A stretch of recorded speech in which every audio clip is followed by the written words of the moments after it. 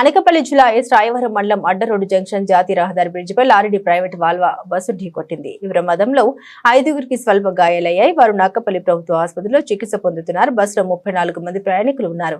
త్రుటిలో భారీ ప్రమాదం తప్పింది. దీంతో ప్రయాణికులు ఊపిరి పీల్చుకున్నారు. తెల్లవారుజామున విశాఖ నుండి రాజమండ్రి వైపు వెళ్తున్న బస్సు వేగంగా వెళ్లి అదే మార్గంలో ఉన్న లారీని ఢీకొట్టడంతో ఈ ప్రమాదం సంభవించింది. ప్రైవేట్ వాల్వా బస్సులో స్పీడ్ కారణంగా ఈ ప్రమాదం జరిగినట్లు ప్రయాణికులు చెబుతున్నారు. ఎస్ రాయవరం పోలీసులు కేసు నమోదు చేసి దర్యాప్తు చేపట్టారు.